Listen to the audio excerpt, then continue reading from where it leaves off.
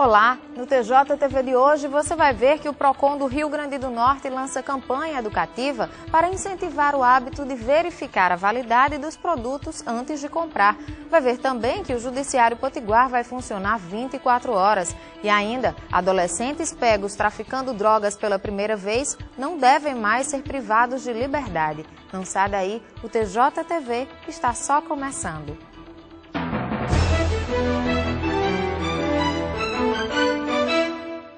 Para incentivar o hábito de verificar a validade dos produtos antes de comprar, o PROCON do Rio Grande do Norte lançou a campanha De Olho na Validade. Além de educar o consumidor, a fiscalização nos supermercados será intensificada.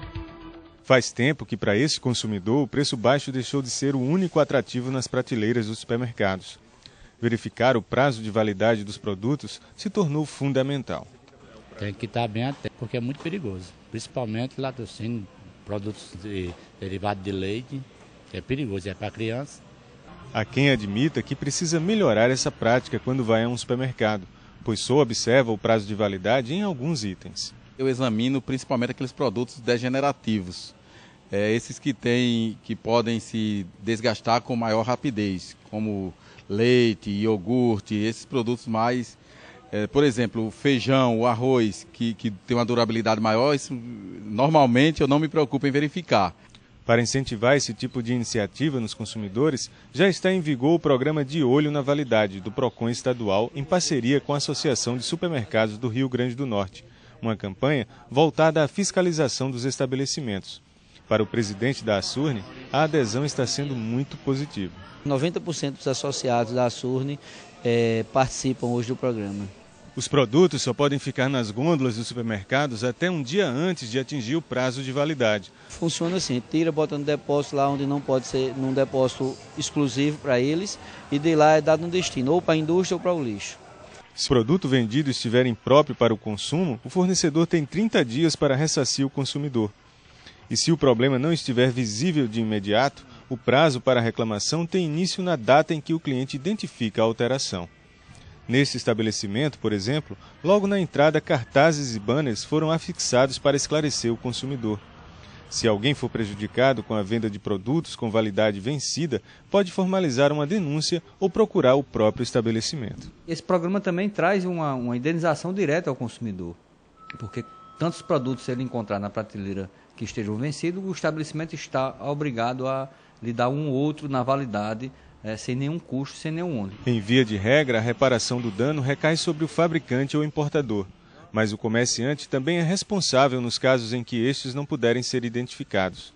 Os ressarcimentos podem ocorrer de várias maneiras. Na hora em que o consumidor pega um produto numa prateleira ou num balcão, presume-se, em princípio, que aquele produto está bom para o consumo. Se ele não conferiu o prazo de validade, mesmo assim, se aquele produto vier ali causar algum dano à saúde, né, ou à própria vida, ele está acobertado, porque ele comprou um produto de boa fé. Se ele, em tempo, verificou que o produto está com prazo de validade vencido, ele pode trocar, pode exigir a troca, pode exigir a restituição do dinheiro que ele pagou. O comerciante, o fornecedor, o fabricante responde solidariamente. Veja a seguir como serão os plantões do Judiciário Potiguar.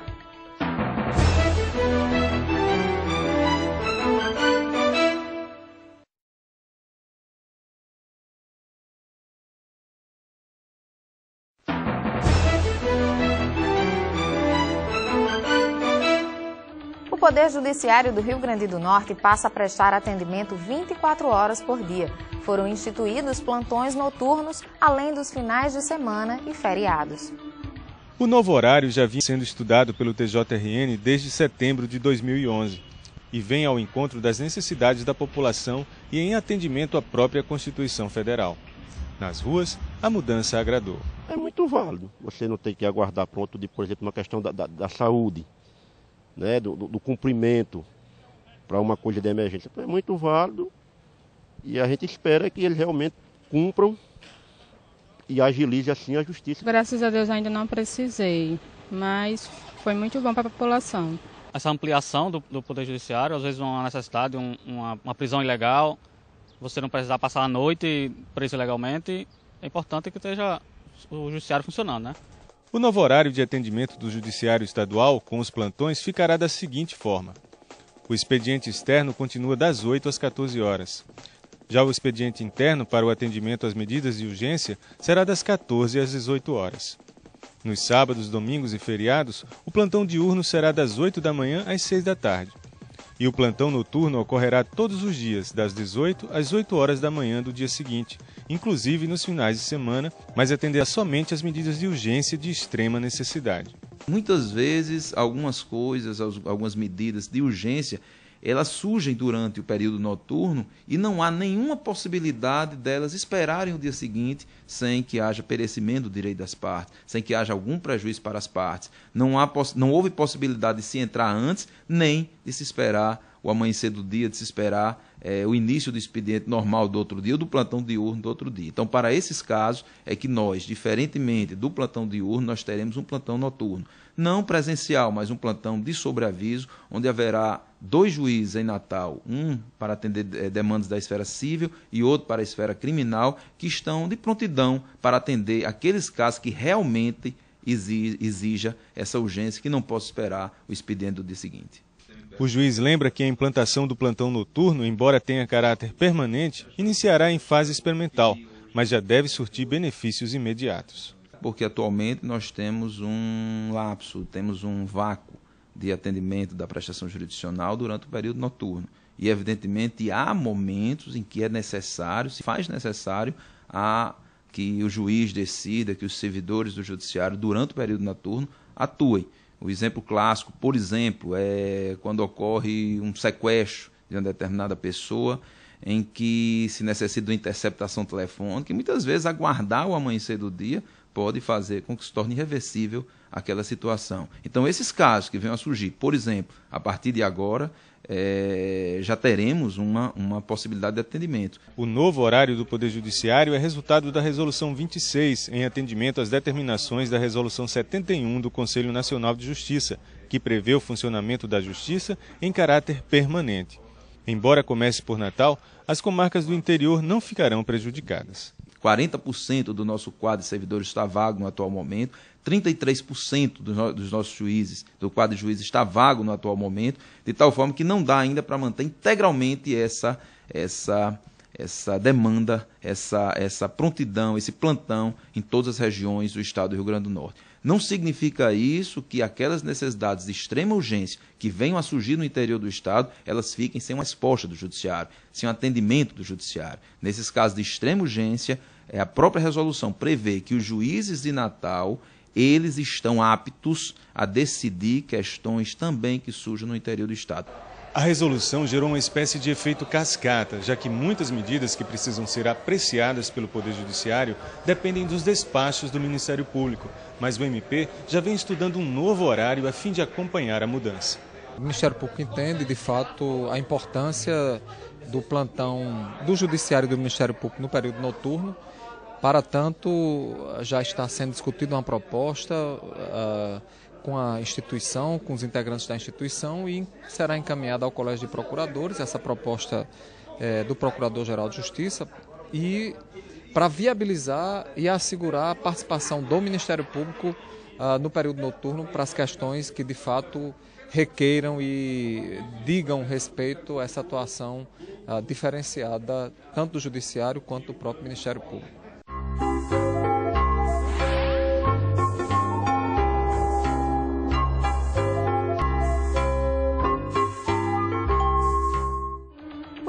Ensina a pescar, mas também dá o peixe mastigadinho pra gente, não é?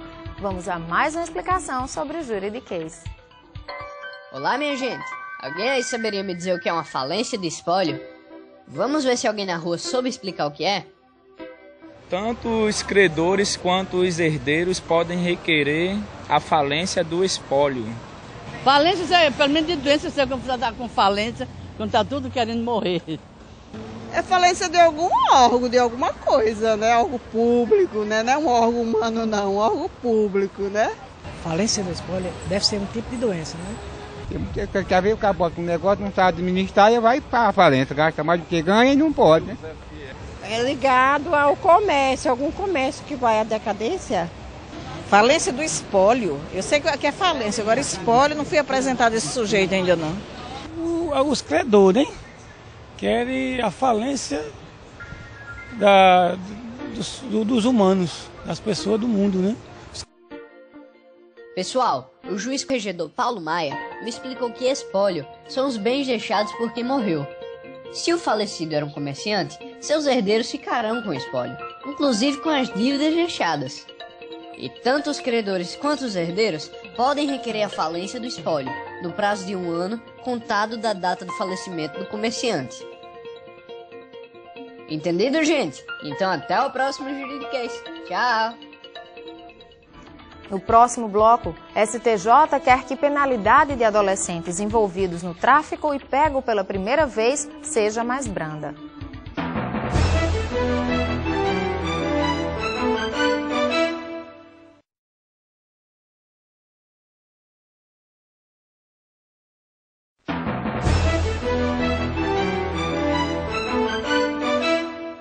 O Superior Tribunal de Justiça quer coibir a internação de adolescentes pegos pela primeira vez traficando drogas. A intenção é alinhar as decisões do Judiciário ao que está definido no Estatuto da Criança e do Adolescente. Aqui, para esta instituição, são encaminhadas muitas crianças e adolescentes em situação de risco, como as que são vítimas de violência doméstica, por exemplo. Aqui funciona o Centro Educacional Dom Bosco, localizado na Zona Norte de Natal, que também recebe vítimas do trabalho infantil. São 800 crianças e adolescentes no total, mas 10% delas são encaminhadas para cá por um outro motivo: cumprir as chamadas medidas socioeducativas em um meio aberto por terem praticado algum ato infracional, como o tráfico de drogas. Nós temos oficinas de artes visuais, de artesanato, e muitas vezes eles começam a participar das atividades.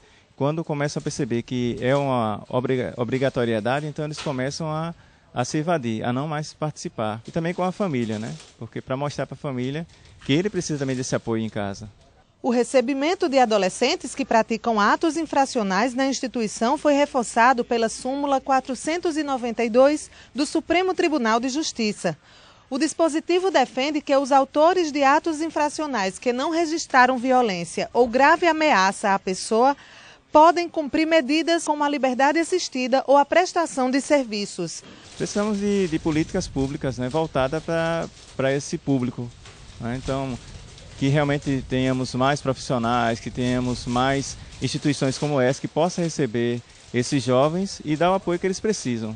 Segundo ele, atualmente, apenas 5% dos autores de atos infracionais não voltam a reincidir. Mas, para o juiz da terceira vara da infância e da juventude, fazer a diferença entre atos infracionais leves e graves é um meio de facilitar o processo de reinserção do adolescente em sua comunidade. Porque as medidas em meio aberto também é uma medida de sanção. Então há uma sanção. Só que é uma sanção em que possibilita o adolescente cumprir ela em meio aberto. Há um acompanhamento por uma equipe técnica de psicólogo, assistente social, que vão acompanhar esse adolescente, vão também influenciar ele na questão da reinserção dele na sociedade como cumpridor da lei. Então há essa possibilidade, porque a medida de internação seria uma medida extrema. E nós sabemos hoje que o SEDUC não tem recuperado adolescente. Muito pelo contrário, tem sido uma escola para a criminalidade. Então as medidas em meio aberto hoje têm um efeito muito mais restaurador na vida do adolescente do que uma medida de internação. O juiz defende o que chama de equilíbrio nas sentenças e ressalta que a súmula já era prevista no artigo 122 do Estatuto da Criança e do Adolescente, praticado por ele há cerca de 12 anos. Toda a súmula dos tribunais superiores, elas vêm pacificar entendimento jurisprudencial, né? Tanto dos tribunais de justiça dos estados, quanto do juízo monocrático. Então elas vêm dar uma segurança jurídica a uma determinada situação, a determinado entendimento. Então a súmula 492, ela veio pacificar o entendimento de que tráfico de drogas, que é o primeiro ato infracional do adolescente com envolvimento do tráfico, a medida deve ser em meio aberto. Só em casos excepcionais é que se o juiz aplica a medida de internação, no caso de grave ameaça ou violência à pessoa humana e reiteração na prática de atos infracionais, no caso de processo de conhecimento.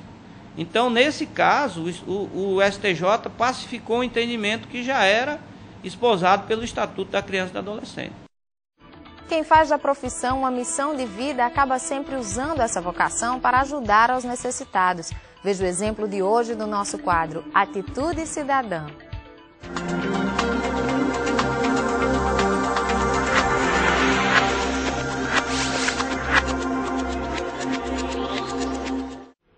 As letras que indicam o setor da maternidade estão desgastadas pelo tempo, mas a placa de metal ao lado nos dá uma ideia do porquê. Esta unidade de saúde já existe há mais de 60 anos. Um local que este senhor de 79 anos de idade conhece como a palma da mão. E é aqui, neste prédio, que há mais de 50 anos este militar aposentado demonstra que medicina é mais que o exercício de uma profissão. É uma escolha de vida, uma opção de dedicação e amor ao próximo. Esperei um ano pela criação da faculdade, fiz o vestibular e passei. Então você tem que ter amor, gostar. Mas a impressão que temos ao conversar com ele é que a expressão aposentado não combina bem com o Dr. Edmilson, pois continua atuando como voluntário no Hospital Central Coronel Pedro Germano, mais conhecido como Hospital da Polícia Militar em Natal. Conversar com ele é ter também a impressão que os quase 80 anos de vida não tiraram a empolgação do início na profissão, lá por 1958. Com entusiasmo, este médico por vocação nos guia pelas novas alas da unidade, que passa por uma extensa reforma. Obras que não apagam as dificuldades do início. Era medicamentos, pessoal, acomodações, que não tinha onde acomodar, que era muito restrito o número de leitos. Sempre o militar, que sempre ganhou pouco, ele não tinha nada que pudesse ajudar. Então o hospital, a maternidade, tinha que entrar para ajudar em todos os sentidos. Foram tempos de exercício da profissão bem diferentes dos moldes atuais. Segundo o Dr. Edmilson, as dificuldades exigiam uma maior doação por parte dos médicos. E no caso dele, um esforço redobrado, já que foi o primeiro obstetra do hospital e, por muito tempo, o único nessa especialidade. Para quem não prestou atenção, o nome dele está na placa de fundação da maternidade.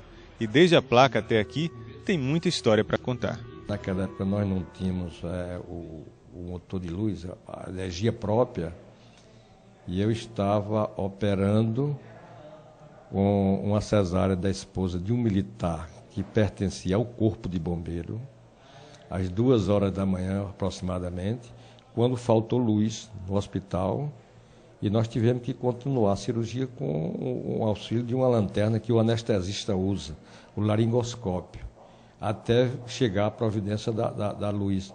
No entanto, coincidiu que o esposo da paciente era militar, pertencia ao Corpo de Bombeiro.